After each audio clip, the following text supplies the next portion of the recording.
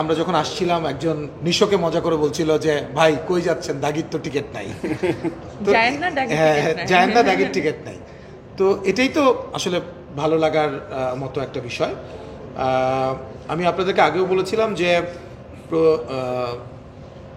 আপনার এর আগে যে সিনেমা আমরা রিলিজ করেছি গত বছর, তার আগে বছর যে রিলিজ করেছি, সো আমাদের একটা অভিজ্ঞতা আছে যে একটা ছবি কোন দিকে যাচ্ছে, দর্শক আসলে ছবিটা পছন্দ করছে কি করছে না, তো সেটা আমরা বুঝতে পারি। সো আপনি দেখবেন দাগিকে কেন আপনি সুপারহিট সিনেমা এই মুহূর্তে আমরা বলতে পারি, কারণ আমার মনে আছে যে আমরা গত বছরও যখন তুফান শুরু করলাম, সো প্রথম 4 দিনের মাথায় কিন্তু আমরা বুঝে গিয়েছিলাম যে Toofan is going to be a industry hit and blockbuster. So আমরা দাগিরও প্রথম দিন, দ্বিতীয় দিন এবং প্রথম দিন ঈদের দিন যখন আপনাদের সঙ্গে আমি কথা বলছিলাম, তখন আমি একটা কথা বলেছিলাম যে ঈদের দিন কিন্তু সবার হাউসফুল যায়। সো ওইটা কাউন্ট করলে হবে না। সো কনসিস্টেন্টলি কে টিকে থাকে সেটা ইম্পর্টেন্ট। আমরা চাই সব ছবি দর্শক দেখুক, কিন্তু সেটা তো আর হয় না। সো দর্শক যে ছবিটা গ্রহণ করে সেটাই তো দর্শক দেখে। আপনাদেরকে আর 3 দিন পরে নতুন আরেকটা সংবাদ দিব দাগি নিয়ে।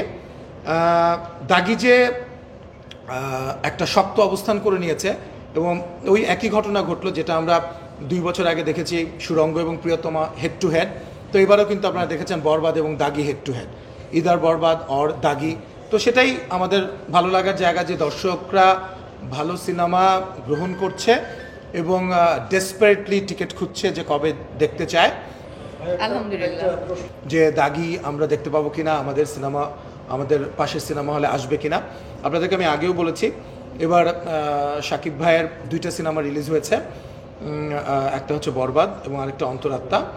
তো আপনারা দেখবেন যে অপোজিশন হলগুলো সিঙ্গেল স্ক্রিনের কথা, যেহেতু বাংলাদেশে ইনফ্রাস্ট্রাকচারে সিঙ্গেল স্ক্রিনের সংখ্যা খুবই কম, এবং যে কয়টা সিঙ্গেল স্ক্রিন রয়েছে তার মধ্যে আবার 40-50টা কাউন্ট করার মতো, অন্যগুলা তো জাস্ট আপনার পরিবেশ বলেন এবং ইনফ্রাস্ট্রাকচার বলেন তাদের সেই জায়গা থেকে একটু পিছিয়ে থাকার কারণে সো একটা ভালো সিনেমা ভালোভাবে উপভোগ করবার সুযোগ কম থাকে।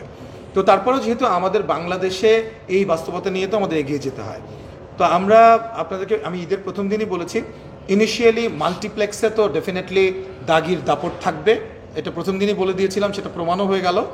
এবং সিঙ্গেল স্ক্রিনগুলো তো যারা শাকিব ভাইয়ের 2টা সিনেমা বাদে শুধু দাগিই কিন্তু 5টা বড় সিঙ্গেল স্ক্রিন পেয়েছিল, যেগুলো জয়দেবপুরের বর্ষা, খুলনার লিবার্টি এবং বগুড়ার মমইন, শেরপুরের রূপকথা এবং যশোরের মনিহার সিনেপ্লেক্স।